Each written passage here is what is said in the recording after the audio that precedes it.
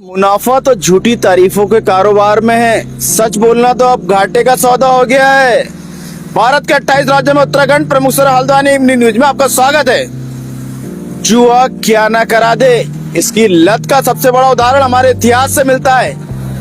इस लत के कारण महाभारत में पांडवों ने अपना राजपाट, यहाँ तक कि अपनी पत्नी को भी हार गए थे। कहते हैं कि जुआ सिर्फ खिलाने वाले का होता है, बाकी लोग इस आस में खेलते हैं कि एक बार और इस बार जीत जाऊंगा, बस यही तड़प इंसान को ललचाती है और जुआरी अपना सब कुछ दांव पर लगा देता है। नेपाल के काठमांडू हो या बनबसा के पास का महेंद्र नगर, जहाँ कैसीनो की लत खासकर अपने हल्द्वानी, नैनीताल, रामनगर, खटीमा, मुरादाबाद, रामपुर के लोग बड़ी संख्या में आते हैं। अपनी अपनी औकात के अनुसार दाव लगाते हैं और ये सब मनोरंजन करते हुए खेलते हैं। मतलब सामने कैबरे डांस चल रहा है, शराब परोसी जा रही है, नोट लुटाए जा रहे हैं। इसी तरह का मामला उत्तराखंड के ऋषिकेश से आ रहा है, जहाँ गैम्बलिंग पर एसएसपी दून की सर्जिकल स्ट्राइक हुई है।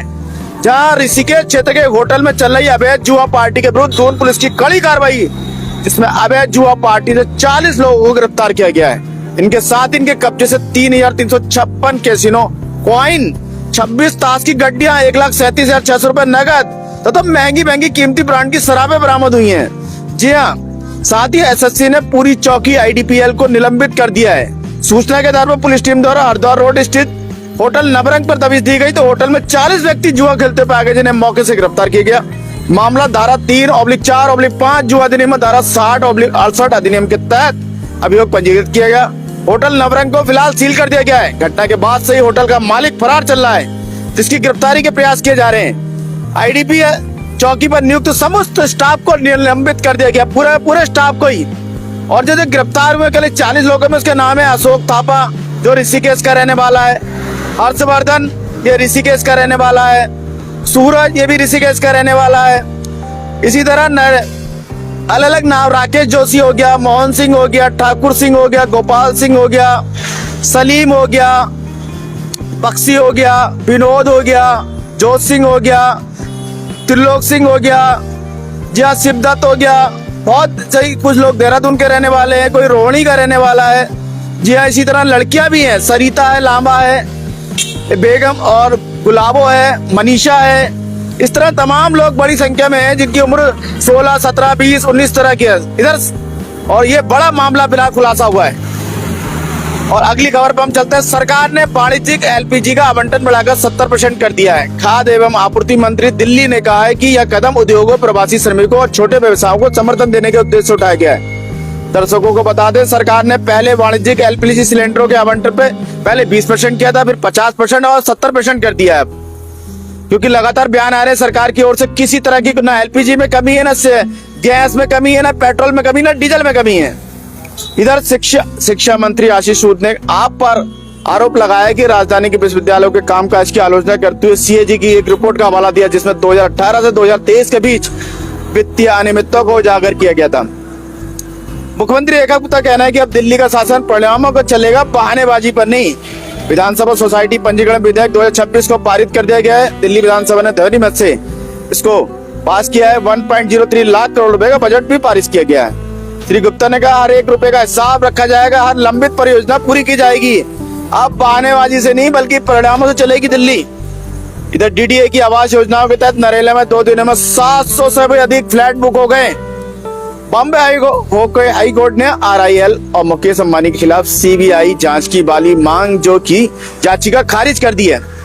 मुंबई में डीएलएफ के अंधेरी बेस्ट प्रोजेक्ट में एक पेंट हाउस की रिकॉर्ड कीमत 76,500 रुपए प्रति वर्ग फीट रही। मुंबई के पश्चिमी उपनगरों में एक रिकॉर्ड तोड़ रियल एस्टेटों में एक रिकॉर्ड, ये जो बड़ा जो हुआ है इसमें है बेस्ट पार्क प्रोजेक्ट में पेंट हाउस जो है 15.9 करोड़ में बेचा गया, जिसकी कीमत 76,500 रुपए प्रति वर्ग फुट है, जो उपनगरों में हासिल की गई अब तक की सबसे बड़ी ऊंची कीमत में एक माना जा रहा है। इधर लॉकडाउन को लेकर अफवाहें फैलाने वालों पर कार्रवाई की जाएगी। फडणवीस का बड़ा बयान, उन्होंने कहा लगातार पेट्रोल डीजल पर अफवाह उड़ाई जा रही है, जबकि हमारे पास 1 महीने का स्टॉक है। मुंबई की पहली म्यूजिकल रोड पर बीएमसी ने शाम 7 बजे से सुबह 11 बजे तक बैरिकेड लगा दिए। निवासियों ने ध्वनि प्रदूषण की शिकायत की, क्योंकि वाहन गुजरते समय फिल्म स्लम डॉग के मिलेनियम का गाना जय हो बसता है, क्योंकि ब्रिज कैंडी के निवासियों ने ध्वनि प्रदूषण का हवाला देते हुए बीएमसी की इस पहल पर आपत्ति जताई है। इधर डीएमके ने 164 सीटों के लिए उम्मीदवारों की घोषणा की। गौरतलब है कि पूर्व मुख्यमंत्री ओ पनीरसेल्वम बोदियागुरु से चुनाव लड़ने वाले, जबकि बी सेंथिल करूर से कोयम्बटूर दक्षिण की ओर रुख कर चुके हैं। फिल्म निर्माता निर्देशक सुंदर सी एनडीए के मदुरै केंद्रीय सीट से उम्मीदवार है। उन्हें पुलिया नीति काची द्वारा नामांकित किया गया और वे एआईएडीएमके के 2 पत्ती चिन्ह पर चुनाव लड़ेंगे। एएमएम के उम्मीदवार सूची में 2 पूर्व मंत्री और 3 पूर्व आयोग घोषित विधायक भी शामिल हैं। एएमके के सभी 11 उम्मीदवारों के नामों की घोषणा पार्टी के महासचिव टीबी दिनकरन ने शनिवार को की। प्रधानमंत्री मोदी ने नोएडा अंतर्राष्ट्रीय हवाई अड्डे जेवर का उद्घाटन किया।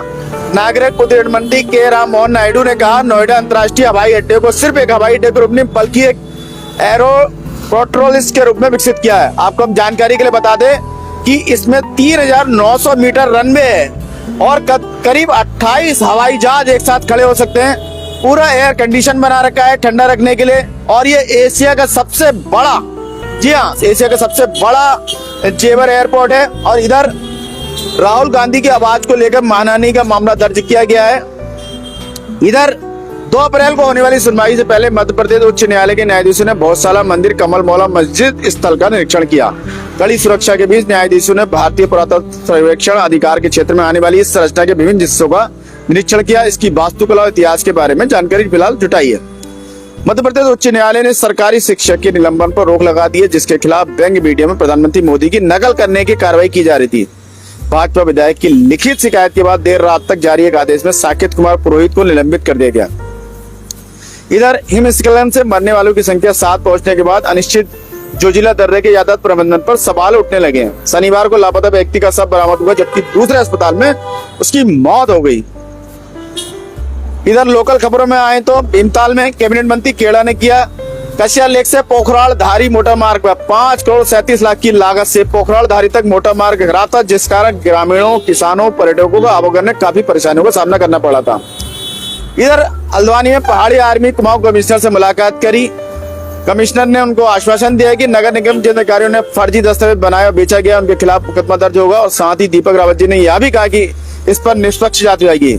आज शनिवार को कमिश्नर का कैंप कार्यालय में जनता दरबार लगता है, जहां भूमि से विवाद, सड़क, अवैध निर्माण, धोखा, धनराशि हड़पने, पेयजल अतिक्रमण, पारिवारिक विवाद, विकलांगता प्रमाण पत्र जैसे अति महत्वपूर्ण मामलों पर त्वरित कार्रवाई करते हुए संबंधित निर्देश दिए गए। आशा है आपको खबरें अपडेट रख रही होंगी और चाय पर चर्चा के लिए मसाला प्रदान कर रही होंगी। अपने विचार और सुझाव हम लोग से साझा करें। कल फिर नए विषय के साथ आपके समक्ष उपस्थित होंगे हम। इसी के साथ मैं मनोज आर्य, खबर संसार के लिए जय हिंद।